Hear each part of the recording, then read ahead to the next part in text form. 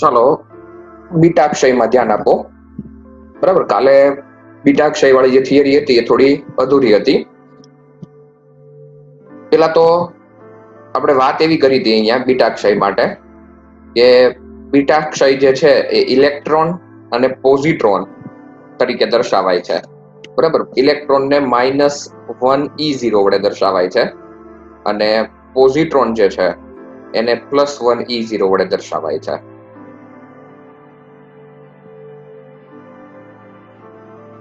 હવે પેલો પ્રશ્ન પૂછ્યો તો મેં એન્ટીમેટર વાળો, તો હા સર શોધ્યું. ઓકે, ચાલો પેલા ખુશી પટેલ, જેટલી ખબર હોય. સર એમાં એમ લખ્યું હતું કે ખૂબ જ મોંઘા હોય છે, ખાલી 1 મિલીગ્રામ બનાવવા 160 કરોડ રૂપિયા લાગી જાય છે અને એની શોધ 20મી સદીની શરૂઆતમાં થઈ હતી. અને એમ બી લખ્યું હતું કે આ કઈ કાલ્પનિક વસ્તુ નથી, કે સાચું જ છે. અને જે સર આપણે જે બ્રહ્માંડનું નિર્માણ જે બિગ બેંગ થયો ને એ બી કે આ મેટર અને એન્ટીમેટરના જે ટકરામણ થઈને એના લીધે જ આ વિસ્ફોટ થયો હતો એ લખ્યું છે એમાં. અને એ જે ટકરામણના લીધે જ્યારે કોઈ મેટર અને એન્ટીમેટર અથડાય ત્યારે એમાંથી ગેમા કિરણો નીકળે અને એની ઇલેક્ટ્રોન અને પ્રોઝિટ્રોનના અથડાવાથી 411,000 ઇલેક્ટ્રો વોલ્ટ જેટલી ઉર્જા મળે છે. પણ એમાં એમ લખ્યું હતું કે એ ઈંધણ તરીકે એન્ટીમેટર સારું વપરાય છે, પણ આપણે અહીંયા બનાવી શકવું બહુ મુશ્કેલ છે. ઓકે, બીજું કોઈ? સર હા બોલ. સર મેં વિડીયો ડાઉનલોડ કર્યો તો અને હોસ્ટ બનાવતું બતાવું અને એની અંદર બધું એ જ બતાવ્યું છે અને એના અંદર લાર્જ હેડ્રોન કોલાઇડર વાળું પણ બતાવ્યું છે. વિડીયો નથી બતાવો. તમને જે ખબર હોય ને બોલો, બરાબર? પછી તમે જે બોલો છો ને એનાથી માહિતી બધાને મળે છે, બરાબર? પછી હું એ બધી તમને માહિતી તમે જે બોલો છો ને એને પછી હું ગોઠવીને સમજાવી દઉં છોકરાઓને, બરાબર? તને જે ખબર હોય. હા, પેલું લાર્જ હેડ્રોન કોલાઇડર વાળું છે ને એમાં હજુ સુધીમાં સૌથી વધારે એન્ટીમેટરને 17 મિનિટ સુધી જ રાખી શકાયું છે છેલ્લામાં. એ લોકોએ ચુંબકીય ક્ષેત્ર રાખ્યું છે કે જેનાથી એને રાખી શકાય. આપણે વાત કરીએ સર કે શૂન્ય અવકાશ એના માટે પેદા કરવો પડે એ, અને એ બંને ભેગા થાય એટલે ગેમા કિરણોનું ઉત્સર્જન થાય કે જેના લીધે જેમ અત્યારે હાઇડ્રોજનની મદદથી વધારે ઉર્જા પેદા કરી શકાશે ને એવી રીતે એ ગેમા કિરણોની મદદથી પણ એને ઉર્જા પેદા કરી શકાશે. અને કદાચ એવું થયું હોત ને કે એન્ટીમેટર અત્યારે એટલે જે બ્રહ્માંડની અંદર થયો હતો ને પેલું વાદળ ક્રશ, એની લીધે અત્યારે આપણી પૃથ્વી પર મેટર છે અને એન્ટીમેટર નહીં. જો કદાચ એ હોત તો એ એન્ટીમેટર હોત અને આપણે બધા એવું સવાલ પૂછ્યો તો કે તમને શું લાગે કે કેવું હોત, તો પણ આપણને જેમ અત્યારે મેટર દેખાય જેમ એન્ટીમેટર દેખાય, તો મતલબ એની કન્ડિશન તો સેમ જ હોત, પણ આપણે એન્ટીમેટરને જ મેટર કહેતા હોત આજે. ઓકે, મીન્સ કે એન્ટીમેટર ને મેટરમાં આમ જોવામાં ફરક નથી, પણ એને અનુભવવામાં ફરક છે, બરાબર? એનો મતલબ એવો થયો. કદાચ આપણે એન્ટીમેટર હોઈએ અને સામે જે છે બીજું એ મેટર પણ હોય, બરાબર? એનો મતલબ એવો પણ થયો. ઓકે. અને સર 1932માં એન્ડિસને છે ને સૌપ્રથમ લેસરથી પ્રોજેસ્ટોનની શોધ કરી હતી. ઓકે, એક ખાલી માહિતી માટે કહી દઉં બધાને કે એન્ટીમેટર અત્યારે વૈજ્ઞાનિકો શું કામ નથી બનાવતા. લાર્જ હાઇડ્રોન કોલાઇડરમાં LHC નામનું જે મશીન છે, બરાબર, દુનિયાનું સૌથી મોટી લેબોરેટરી, આની અંદર બનાવવામાં આવ્યું એન્ટીમેટર પહેલી વખત, બરાબર? અને એ બનાવવામાં આવ્યું 1 નેનોગ્રામ. 1 નેનોગ્રામ એન્ટીમેટર બનાવવા માટે હમણાં ખુશીએ જે આંકડો કીધો કે 160 કરોડ રૂપિયાનો ખર્ચો થયો, બરાબર? હવે સાંભળજો, 1 નેનોગ્રામ એન્ટીમેટર 160 કરોડ રૂપિયાનો ખર્ચ થયો. અને એનાથી શું ચાલુ કરી શકાયું તમને જાણીને નવાઈ લાગશે. એ એન્ટીમેટર થી ખાલી એક બલ્બ ચાલુ કરી શકાયો. આટલી ઉર્જા ઉત્પન્ન થઈ, કારણ કે આ ઉર્જાને આપણે કન્વર્ટ નહોતા કરી શકતા. હવે 160 કરોડ રૂપિયા ખર્ચી અને કઈ બલ્બ તો ચાલુ કરાય નહીં, બરાબર? એટલે આ તો ખાલી એક પ્રયોગ હતો. 1 નેનોગ્રામ એન્ટીમેટર વડે ખાલી એક બલ્બ ચાલુ કરી શકાયો 17 મિનિટ માટે, બરાબર? અને 17 મિનિટ માટે એન્ટીમેટરને એ લેબોરેટરીમાં સાચવી શકાયું, પણ એક પ્રયોગ હતો, બરાબર, કે જેનાથી એવું સમજી શકાયું કે એન્ટીમેટરનું અસ્તિત્વ છે. ઓકે, ઓકે પ્રિયાંશી બોલ, વાંધો નહીં. હા સર, એટલે તમે જ્યારે કીધું હતું ને કે મીન્સ મેટર હોય તો એન્ટીમેટર હોય જ છે એનો. તો એમાં છે ને જે મેટર હોય ને એના કેન્દ્રમાં પ્રોટોન હોય ને આજુબાજુ ઇલેક્ટ્રોન હોય, અને એન્ટીમેટર હોય ને એના કેન્દ્રમાં એન્ટી પ્રોટોન હોય અને આજુબાજુ પોઝિટ્રોન હોય. એટલે ઇલેક્ટ્રોન નો ઓપોઝિટ મીન્સ કે એન્ટીમેટર પોઝિટ્રોન્સ હોતા है. એટલે એમાં શું થયું કે બ્રહ્માંડનું દળ છે ને એ ખાલી 4.9% જ છે, પણ બાકીની બધું જે એન્ટીમેટર છે ને એ જ્યારે ગુરુત્વાકર્ષણ દ્વારા જ ખબર પડી છે કે એન્ટીમેટર બ્રહ્માંડમાં છે, એટલે 26.8% છે. અને જ્યારે દળ મીન્સ મેટર અને એન્ટીમેટર બંનેનો વિસ્ફોટ થાય છે ને ત્યારે એ ઉર્જામાં કન્વર્ટ થઈ જાય છે. એટલે કે એમાં મીન્સ મેટરમાં પ્લસ બી નહીં થતું ને એન્ટીમેટરમાં માઇનસ બી નહીં થતું, એટલે બંને સેમ જ રહે છે. એટલે બ્રહ્માંડની ઉર્જા મીન્સ સમતુલ્ય જ હોય છે એવું કહેવાય છે, કુલ અચળ જ રહે છે. પછી હાઇડ્રોજન છે ને એનો એન્ટી હાઇડ્રોજન પણ બનાવવામાં આવ્યો હતો, પરંતુ છે ને એન્ટી હાઇડ્રોજન અને હાઇડ્રોજન બંનેનું નજીક નહીં લઈ શકતા, એટલે એના માટે ચુંબકીય ઝાડમાં રાખવામાં આવ્યા હતા અને એને જોવા માટે અલગ અલગ પ્રકારની ફ્રીક્વન્સીનો ઉપયોગ કરવામાં આવ્યો હતો અને લેઝર લાઇટનો પણ ઉપયોગ કરતો, એટલે જેથી જોઈ શકાય કે કયા પ્રકારની પ્રક્રિયા થઈ શકે છે એમાં. અને છે ને આપણે જ્યારે અહીંયા મેટર છે ને તો એક સાઈડ એન્ટીમેટર તો હશે જ, ધારો કે એક્સ વાય યામ વાય અને ઝેડ યામ છે ને તો એના એન્ટી યામ પણ હશે જ. એટલે કે અને જ્યારે મેટર અને એન્ટીમેટર બંને જ્યારે ભેગા થાય છે ને ત્યારે 172 મિલીસેકન્ડમાં જ ભેગા થઈને એકદમ વિસ્ફોટ થઈ શકે છે. અને સર ઓલો જે તમે ક્વેશ્ચન પૂછ્યો હતો ને કે F બરાબર G(m1m2)/r² નું જવાબ એમાં જ છુપાયેલો તમે કીધું હતું ને, એમાં છે ને મીન્સ દળ મેટર અને એન્ટીમેટરનું દળ તો સરખું જ હોય છે, એટલે m1 m2 આવે, પણ એ બંને પાસે મીન્સ દેખાતા પાસે કેમ નહીં આવતા, કારણ કે r² છે એટલે 200 કિલોમીટર હોય ને તો એનું પણ સ્ક્વેર એટલે 40,000 કિલોમીટર અંતર વધી જાય, એટલે એ બંને કોઈ દિવસ પાસે આવી નહીં શકતા હશે. ઓકે, ચાલો જો હવે મેં જે વાત કરી હતી ને કાલે કે આ F બરાબર m1 m2 F બરાબર G(m1m2)/r². ઓકે, હવે ત્યાંથી ફરીથી ચાલુ કરું છું. જ્યારે બિગ બેંગ થઈ ને, બિગ બેંગ એટલે કે બ્રહ્માંડનો જન્મ થયો, બરાબર, બહુ ઇન્ટરેસ્ટિંગ વિષય છે. તમને સ્ક્રીન પર આકૃતિ દેખાય છે કંઈક મેં દોર્યું છે એવું? હા સર. ઓકે, બરાબર. તમને એમ થતું છે કે આ શું દોર્યું છે એમ, પણ હમણાં તમને સમજાઈ જશે કે આ મેં શું દોર્યું છે. જુઓ, હું એક પીળા કલરનું ડોટ દોરું છું, બરાબર. આ પીળા કલરનું ડોટ જે અહીંયા દોરેલું છે, આ ડોટ, બરાબર, આ અહીંયા બ્રહ્માંડનો જન્મ થયો હતો. આ એ સ્થાન છે કે જ્યાં બ્રહ્માંડની ઉત્પત્તિ થઈ છે. ઓકે, હવે મારે બીજું કઈ નહીં સમજાવવું, પહેલા મને તમે ગુરુત્વાકર્ષણનો સાર્વત્રિક નિયમ વાક્યમાં બોલીને બતાવો. બરાબર, કાલે પણ મેં કીધું હતું વાક્યમાં, બરાબર. મારે સૂત્ર નથી સાંભળવું F બરાબર G(m1m2)/r², આ નથી સાંભળવું, મારે સેન્ટેન્સ સાંભળવું છે, વાક્ય. ઓકે, કોણ બોલશે? બોલું સર? હા બોલ. હા બોલ. દુનિયાનો દરેક પદાર્થ બીજા પદાર્થ પર આકર્ષી પ્રકારનું બળ લગાડે છે. સ્ટોપ. બરાબર, જવાબ મળી ગયો બધાને. દુનિયાનો દરેક પદાર્થ, સાંભળજો, આ વાક્યની અંદર રહસ્ય છુપાયેલું છે. દુનિયાનો દરેક પદાર્થ, માનો કે બે પદાર્થ છે, બરાબર, આ બંને પદાર્થ એકબીજા ઉપર કેવા પ્રકારનું બળ લગાડે? ખુશી? આકર્ષી પ્રકારનું. એનો મતલબ કે દળ અને દળ એકબીજાથી આકર્ષાય છે. તો મને તમે જવાબ આપો કે દળ અને એન્ટી દળ એટલે કે માસ અને એન્ટી માસ એકબીજાથી શું થાય?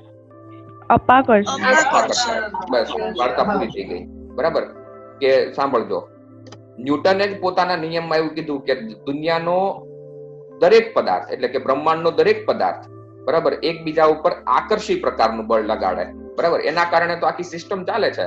બરાબર, સૂર્યથી પૃથ્વી આકર્ષાય છે, પૃથ્વીથી ચંદ્ર આકર્ષાય છે, બરાબર, પૃથ્વીથી આપણે આકર્ષાઈએ છીએ. એટલે દળ અને દળ એકબીજા ઉપર આકર્ષી પ્રકારનું બળ લગાડે છે અને દળ અને એન્ટી દળ એકબીજાથી અપાકર્ષાય છે. એટલે જ્યારે બ્રહ્માંડની ઉત્પત્તિ થઈ ને, બરાબર, જો ધ્યાન આપશો તો સમજાઈ જશે. જ્યારે બ્રહ્માંડની ઉત્પત્તિ થઈ આ બિંદુ આગળ, ત્યારે બંને બન્યા હતા. દળ પણ બન્યું હતું અને એન્ટી દળ પણ બન્યું હતું. એટલે એન્ટીમેટર અને મેટર બંનેની ઉત્પત્તિ થઈ હતી, પરંતુ બંનેની પ્રોપર્ટી એવી હતી કે બંને એકબીજાથી અપાકર્ષાય છે. બરાબર, એટલે એક બાજુ બ્રહ્માંડમાં મેટર જતું રહ્યું અને એક બાજુ જતું રહ્યું એન્ટીમેટર. ઓકે, તો એનો મતલબ એવો થયો કે બ્રહ્માંડમાં એન્ટીમેટર હાજર છે, બરાબર, પણ આપણે જોઈ નથી શકતા. એનું કારણ પણ એ જ છે, આપણે એન્ટીમેટરને ક્યારેય જોઈ નહીં શકીએ, અને એની પાસે પણ નહીં જઈ શકીએ. એનું કારણ શું કે તમે જેવા એન્ટીમેટરની પાસે જવા જાઓ તો એન્ટીમેટર વધારે તમારથી દૂર થઈ જાય, કારણ કે તમારથી શું થાય છે? અપાકર્ષાય છે. અપાકર્ષાય છે, બરાબર. એટલે તમે કદાચ બ્રહ્માંડમાં એન્ટીમેટરને શોધવા પણ નીકળો ને તો પણ તમે એને નહીં શોધી શકો ક્યારેય, કારણ કે તમે એની પાસે જવા માટે જ્યારે જાઓ, બરાબર, ત્યારે તમે પોતે દળ છો. તમારું જે યાન છે એ પોતે પણ દળ છે. તો એ જેવું એનાથી નજીક જવાનો પ્રયત્ન કરશે ને તો પેલું એન્ટીમેટર એનાથી દૂર જતું રહેશે. એટલે એન્ટીમેટરનું અસ્તિત્વ હોવા છતાં પણ, બરાબર, આપણે બ્રહ્માંડમાં ક્યારેય એની શોધ નહીં કરી શકીએ. ઓકે, હવે તમને એવું લાગતું છે કે આ શું કર્યું છે મેં?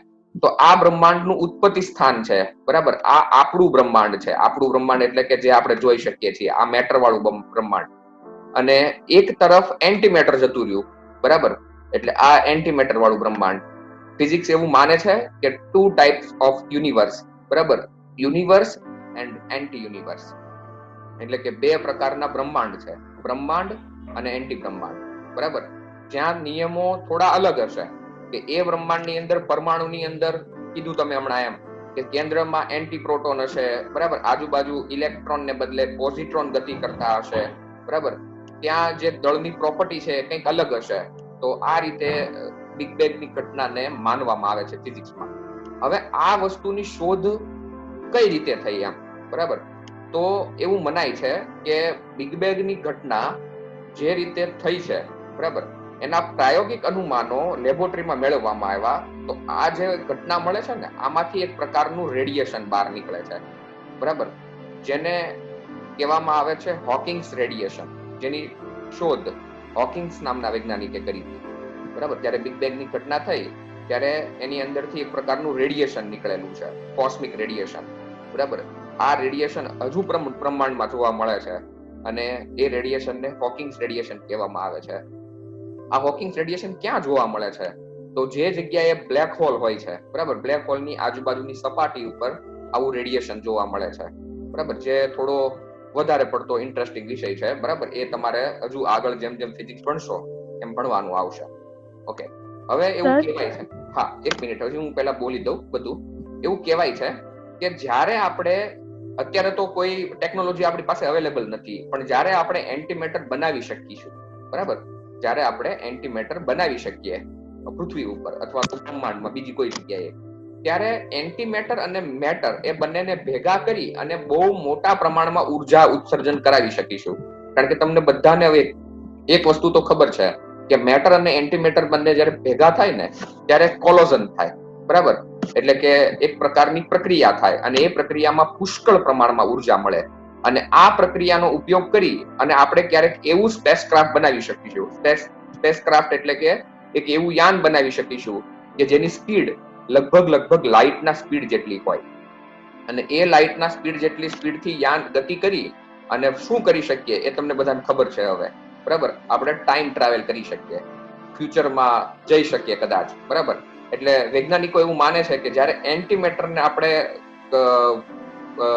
કલેક્ટ કરી શકીશું, બરાબર, એના ઉપર ટેકનોલોજીકલ કંઈક પ્રયોગ કરી શકીશું, ત્યારે આપણી ટાઈમ ટ્રાવેલની જે વાત છે, બરાબર, આપણું જે સપનું છે એ કદાચ પૂરું થાય. અથવા તો આપણું બીજા ગ્રહો ઉપર જવાનું જે સપનું છે, કારણ કે અત્યારે બીજા ઘણા બધા ગ્રહોની શોધ થઈ છે પણ એ આપણાથી ઘણા બધા પ્રકાશ વર્ષ દૂર છે, બરાબર. એના ઉપર અત્યારના ટેકનોલોજીના યાન પ્રમાણે આપણે જઈ શકીએ એમ નથી.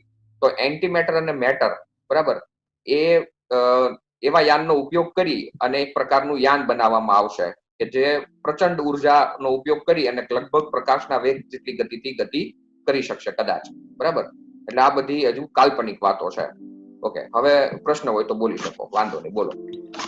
એમાં સર એવું લખ્યું હતું કે જે એન્ટીમેટર છે એ ગ્રેવિટીનું પાલન નહીં કરતું, રિપલ્શનનું પાલન કરે છે. એન્ટીમેટર ગ્રેવિટીનું પાલન નહીં કરી શકે કારણ કે એ દળ છે જ નહીં, અને દળ છે એ જ ગ્રેવિટીનું પાલન કરશે, બરાબર. એના માટે અલગ કન્ડિશન છે. અને બીજું, આપણી પાસે પૃથ્વી પર ચુંબકીય ક્ષેત્ર જે છે ને, બરાબર, એ એટલું બધું પ્રબળ નથી. એન્ટીમેટરને કલેક્ટ કરી શકાય પણ જો ચુંબકીય ક્ષેત્ર પ્રબળ હોય ને તો, બરાબર. પણ અત્યારે આપણે લેબોરેટરીમાં પણ બહુ વધારે પ્રમાણમાં પ્રબળ ચુંબકીય ક્ષેત્ર ઉત્પન્ન નથી કરી શકતા. એટલે હવે એવા પ્રયોગો ચાલી રહ્યા છે કે પ્રબળ ચુંબકીય ક્ષેત્ર ઉત્પન્ન કરી, બરાબર, અને એને અલગ કરી શકાય. ઓકે, એક બીજો મોટો ઉર્જાનો સ્ત્રોત છે હિલિયમ 3. કદાચ તમે આનું નામ સાંભળ્યું હશે. નામ સાંભળ્યું છે હિલિયમ 3 નું? હા. ઓકે, હિલિયમ 3 ક્યાં જોવા મળે છે સૌથી વધારે? ચંદ્ર? હા, ચંદ્ર ઉપર. નહીં, ચંદ્ર ઉપર. હા, ચંદ્ર ઉપર જોવા મળે છે. ઓકે, ચંદ્ર ઉપર હિલિયમ 3 જોવા મળે છે. અને એવું કહેવાય છે કે ચંદ્રની જે માટી છે, બરાબર, ચંદ્રની જે રેતી, એની અંદર હિલિયમ 3 ના કન્ટેન્ટ જોવા મળે છે. જો તમે એને અલગ કરી અને એનો ઉર્જા તરીકે ઉપયોગ કરો ને, તો આપણે ઉર્જાના નવા સ્ત્રોત તરીકે એનો ઉપયોગ કરી શકીશું, બરાબર. એટલે હિલિયમ 3 ઉપર અત્યારે પ્રયોગો ચાલી રહ્યા છે. આપણને એવું થતું હશે કે પૃથ્વી ઉપરથી આપણે વારંવાર ચંદ્ર ઉપર શું કામ જઈએ છીએ, બરાબર? આટો મારવા તો નથી જતા ને. તો એ જઈએ છીએ હિલિયમ 3 લેવા માટે, બરાબર. અત્યારે હિલિયમ 3 લેવા માટે નથી જતા, અત્યારે તો માત્ર સેમ્પલ જ લેવા માટે જઈ રહ્યા છીએ. એવું કહે છે કે હિલિયમ 3 નો જે ભાગ છે ચંદ્ર ઉપર, માનો કે આ પૃથ્વી દોરી છે મેં અને અહીંયા ચંદ્ર દોર્યો છે, બરાબર. ચંદ્ર ઉપરથી હિલિયમ 3 લાવવા માટે શું કરશે નાસા, કે ચંદ્ર ઉપર જ એક લેબોરેટરી બનાવશે કે જે ચંદ્રની રેતીમાંથી હિલિયમ 3 ને છૂટો પાડશે, અને એ હિલિયમ 3 ને જ માત્ર પૃથ્વી ઉપર લાવવામાં આવશે, બરાબર, કે જેથી કરીને તમારે લાંબુ સમય સુધી ઉર્જા ચલાવી શકાય. કારણ કે રેતી લાવીને તો શું કરીએ, બરાબર, એના કરતા છૂટો પાડીને હિલિયમ 3 અહીંયા લાવવામાં આવશે. આવી માત્ર કલ્પનાઓ અત્યારે ચાલી રહી છે, બરાબર. હિલિયમ 3 ચંદ્રના માટીની અંદર છે એ પાકું છે, બરાબર.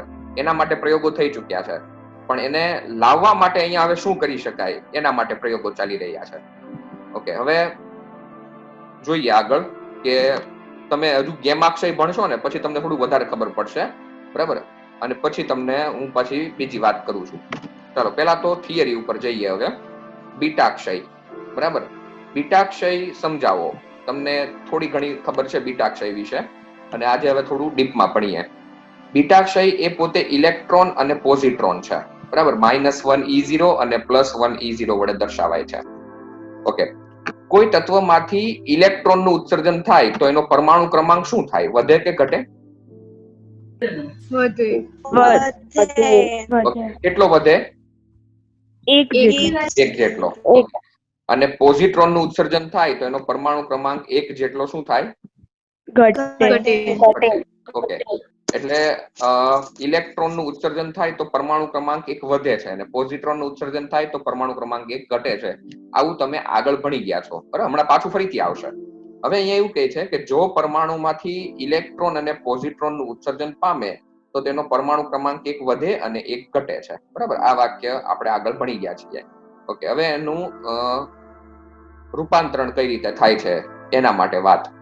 ચાલો, અહીંયા એક તત્વ લખેલું છે 15 ફોસ્ફરસ 32. ઓકે, 15 ફોસ્ફરસ 32 માંથી એક ઇલેક્ટ્રોનનું ઉત્સર્જન થાય છે. ઇલેક્ટ્રોન, બરાબર. ઇલેક્ટ્રોન એટલે શું કહેવાય? -1 E0. હવે અહીંયા 15 હોય અને અહીંયા -1 હોય તો અહીંયા કેટલા હોવા જોઈએ તો સમીકરણ બેલેન્સ થાય? 16 હોવા જોઈએ. ઓકે, 16 નંબર કોનો છે? સલ્ફર. બરાબર. હું તમને સમીકરણ બેલેન્સ કરતા શીખવાડું છું, બરાબર. આખું સમીકરણ બોલી નહીં જવાનું, બરાબર. એમ તો બધાને આવડશે, પણ તમારે શીખવાનું છે. એટલે 15 ફોસ્ફરસ 32 માંથી -1 E0 નું ઉત્સર્જન થાય તો અહીંયા 16 હોવા જોઈએ, અને 16 નંબર છે સલ્ફરનો. ઓકે, અહીંયા 32 છે, બરાબર. તો અહીંયા પણ ઉપર 32 હોવા જોઈએ કારણ કે અહીંયા 0 છે, બરાબર.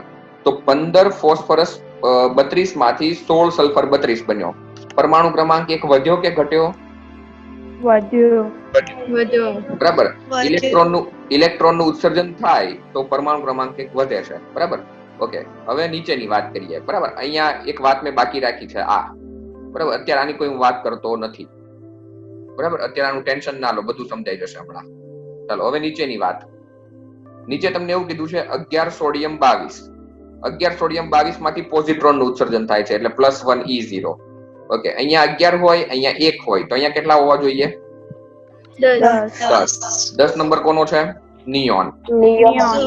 બરાબર. ઉપર 22 તો ઉપર અહીંયા પણ 22. ઓકે, એટલે જ્યારે પોઝિટ્રોનનું ઉત્સર્જન થયું ત્યારે શું થયું? પરમાણુ ક્રમાંક 1 ઘટ્યો, બરાબર.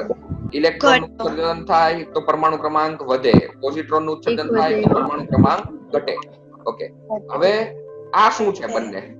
તો સાંભળજો. ઇલેક્ટ્રોન જ્યારે ઉત્સર્જન પામે ત્યારે એની સાથે કણ બીજો ઉત્સર્જન પામે જેનું નામ છે એન્ટી ન્યુટ્રિનો, બરાબર. ઇલેક્ટ્રોનની સાથે એક પ્રકારનો કણ ઉત્સર્જન પામે છે, એનું નામ છે એન્ટી ન્યુટ્રિનો, જે ઉર્જા સ્વરૂપે હોય છે. અને પોઝિટ્રોનની સાથે પણ એક કણ ઉત્સર્જન પામે છે, જેનું નામ છે ન્યુટ્રિનો. એટલે ઇલેક્ટ્રોનની સાથે એન્ટી ન્યુટ્રિનો હોય છે અને પોઝિટ્રોનની સાથે ન્યુટ્રિનો હોય છે. હવે તમને એવું થશે કે સાહેબ આ શું કામ હોય છે બે સાથે સાથે, બરાબર? તો એનું કારણ હમણાં નીચે આવે છે, બરાબર? તમને આ બંને વસ્તુ સમજાઈ જશે કે એન્ટી ન્યુટ્રિનો અને ન્યુટ્રિનો શું કામ ઉત્સર્જન પામે. તો હવે આપણે સમજીએ કે આવું શું કામ બને છે કે એક ફોસ્ફરસ માંથી સલ્ફર બની જાય, બરાબર, અને સોડિયમ માંથી નિયોન બની જાય, એવું શું કામ થાય છે એને સમજવા માટે અહીંયા બે વાક્ય લખેલા છે અને પછી નીચે આપણે આના વિશે ડીપમાં ભણીએ. 15 ફોસ્ફરસ 32 માંથી ઇલેક્ટ્રોન ઉત્સર્જન થઈ અને 16 સલ્ફર 32 બને છે. કોનું ઉત્સર્જન થાય છે અહીંયા?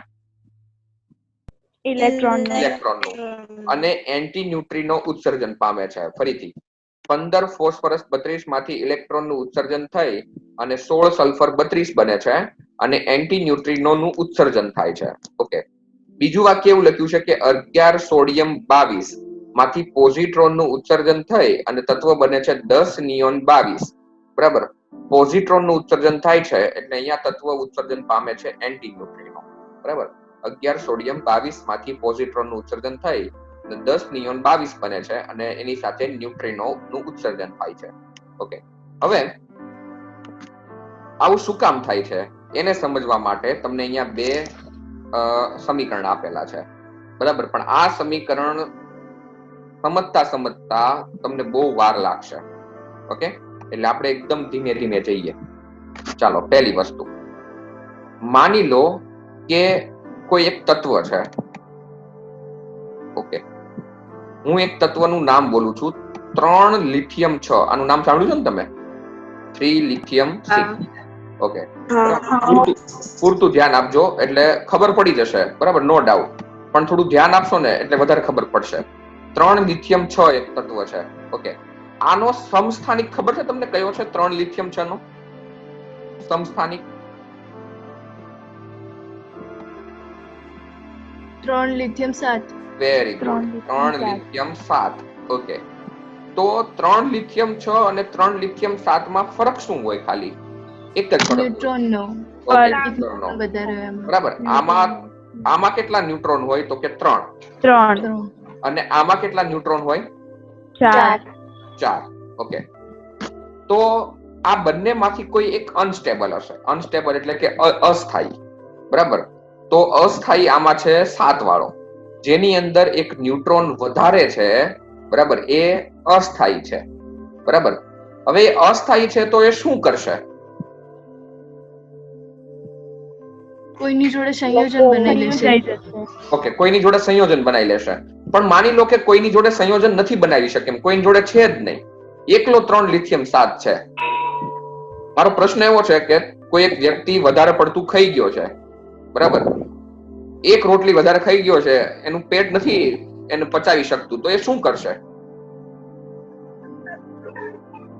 વોમિટ થઈ જશે. ઓકે, એને વોમિટ થઈ જશે. તો આ 3 લિથિયમ 7 છે ને, એમાં એક ન્યુટ્રોન વધારાનો છે, બરાબર? તો એ ન્યુટ્રોન એ બહાર કાઢી મૂકશે, એ ન્યુટ્રોન નું વોમિટિંગ કરી દેશે, બરાબર? આ તમને સાદી ભાષામાં સમજાવું છું. ઓકે, હવે આપણી ફિઝિક્સની ભાષામાં સમજીએ કે કોઈ પણ તત્વ હોય, એટલે કૂતરા ભસવાનો અવાજ આવે છે. ડર લાગે. જો ન્યુટ્રોન જે છે, બરાબર, એક વધારે છે કોઈ તત્વમાં, તો એ તત્વમાંથી જ્યારે ન્યુટ્રોનનું ઉત્સર્જન થઈ જાય ત્યારે શું થાય, બરાબર? એના વિશે આ સમીકરણ સમજાવેલું છે. ઓકે, એના પહેલા એક બીજી વસ્તુ સમજાવું. ઇલેક્ટ્રોનનું દળ કેટલું છે? 9.1 ઓકે, 9.1 ગુણ્યા 10⁻³ કિલોગ્રામ આ ઇલેક્ટ્રોનનું દળ છે. ઓકે, પછી પ્રોટોનનું દળ કેટલું છે? 1.67 ગુણ્યા 10⁻²7. પછી ન્યુટ્રોનનું દળ કેટલું છે? પ્રોટોન જેટલું જ, 1.67 ઓકે, બસ. હવે અહીંયા તમારો જવાબ આવી ગયો. ઇલેક્ટ્રોનનું દળ 9.1 ગુણ્યા 10⁻31 ઘાત, પ્રોટોનનું દળ 1.67 ગુણ્યા 10⁻27 ઘાત, ન્યુટ્રોનનું દળ પણ એટલું જ. તમે એવું કીધું 1.67 ગુણ્યા 10⁻27 ઘાત. ઓકે, પ્રોટોન ન્યુટ્રોનનું દળ સરખું છે માની ગયા આપણે, બરાબર, કે પ્રોટોન અને ન્યુટ્રોનનું દળ સરખું છે. ઓકે, પણ છતાં પણ પ્રોટોન અને ન્યુટ્રોનમાં ભારે કયો કણ છે? ન્યુટ્રોન. ન્યુટ્રોન. બરાબર. ન્યુટ્રોન. આ તમને કેમિસ્ટ્રી એ ભણાઈ દીધું છે કે પ્રોટોન અને પાછળથી ન્યુટ્રોન કિંમત. ભારે કિંમત ન્યુટ્રોનની છે, બરાબર, એટલે થોડો ભારે છે. પ્રોટોન કરતા કઈ વધારે ભારે નથી, પણ થોડો વધારે ભારે છે. એટલે શું કહે છે અહીંયા જો આ સમીકરણ, કે ન્યુટ્રોન છે ને, ન્યુટ્રોન એ જ્યારે અસ્થાયી બને એટલે કે અનસ્ટેબલ બને ત્યારે ન્યુટ્રોન તૂટી જાય છે અને એમાંથી પ્રોટોન અને ઇલેક્ટ્રોન બને છે. એવું શું કામ? કારણ કે ન્યુટ્રોન કેવા હોય છે રાસાયણિક રીતે? તટસ્થ. ઓકે, હવે ન્યુટ્રોન માંથી પ્રોટોન બન્યો, બરાબર, ના સમજાય ને તો પૂછી લેજો, આ વાત ખાસ સમજી લેજો. ન્યુટ્રોન રાસાયણિક રીતે તટસ્થ છે, એમાંથી કોઈ ધન વીજભારિત કણ બન્યો, બરાબર, તો વિદ્યુત ભાર સંરક્ષણનો નિયમ અહીંયા લાગુ પડે કે વિદ્યુત ભાર ઉત્પન્ન ના કરી શકાય, વિદ્યુત ભારનો નાશ ના કરી શકાય.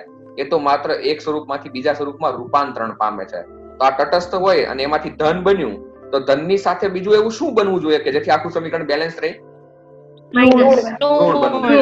બરાબર, એટલે પ્રોટોનની સાથે બીજો ઇલેક્ટ્રોન બન્યો. જેટલો પ્રોટોન ધન હશે એટલો ઇલેક્ટ્રોન ઋણ હશે, એટલે આ સમીકરણ તટસ્થ બની ગયું. ઓકે, હવે આપણને એવું થાય કે ન્યુટ્રોન માંથી પ્રોટોન અને ઇલેક્ટ્રોન કઈ રીતે બન્યા? તો પ્રોટોનનું દળ વધારે કે ન્યુટ્રોનનું દળ વધારે? ન્યુટ્રોનનું દળ વધારે. એટલે જુઓ, ન્યુટ્રોન માંથી જયારે પ્રોટોન બન્યો ને ત્યારે થોડું દળ વધ્યું, કારણ કે ન્યુટ્રોનનું દળ વધારે છે પ્રોટોન કરતા. એટલે ન્યુટ્રોન માંથી જયારે પ્રોટોન બન્યો ત્યારે થોડું દળ વધ્યું, એ દળમાંથી ઇલેક્ટ્રોન બન્યું, બરાબર, અને એ ઇલેક્ટ્રોન બની ગયા પછી પણ થોડું દળ વધ્યું, અને એ દળનું નામ છે એન્ટી ન્યુટ્રિનો. તેનું નામ એન્ટી ન્યુટ્રિનો. ઓકે, ખબર પડી તમને? હા. ઓકે, કોઈનો અવાજ બહુ ક્રિટિકલ આવે છે, 2 મિનિટ. જો ધ્યાન આપજો કે ન્યુટ્રોન અસ્થાયી બને જ્યારે, બરાબર, ત્યારે ન્યુટ્રોન માંથી પ્રોટોન બને અને પ્રોટોનની સાથે ઇલેક્ટ્રોન એટલા માટે બને છે કારણ કે આ સમીકરણને બેલેન્સ કરવું પડે છે, બરાબર. પ્રોટોન કરતા ન્યુટ્રોનનું દળ વધારે હોય છે, એટલે ન્યુટ્રોન માંથી પ્રોટોન બને છે, બરાબર, અને થોડું દળ હજુ વધે છે, એ દળનું નામ ઇલેક્ટ્રોન છે, બરાબર, અને હજુ થોડું દળ માઇનોર પ્રમાણમાં વધે છે, એનું નામ એન્ટી ન્યુટ્રિનો છે. ઓકે, તો વિચાર કરો કે આ ઇલેક્ટ્રોન બન્યો એ ક્યાંથી આવ્યો? કેન્દ્રમાંથી એટલે કે ન્યુક્લિયસ માંથી કે કક્ષામાંથી આવ્યો? ન્યુક્લિયસમાંથી. કારણ કે ન્યુટ્રોન માંથી ઇલેક્ટ્રોન બન્યો, બરાબર. હવે તમને પેલું આગળનું મારું વાક્ય સમજાવ્યું હશે, મેં તમને કીધું હતું કે બીટા એ પોતે ઇલેક્ટ્રોન છે પણ કક્ષામાં ફરતો નહીં, બરાબર.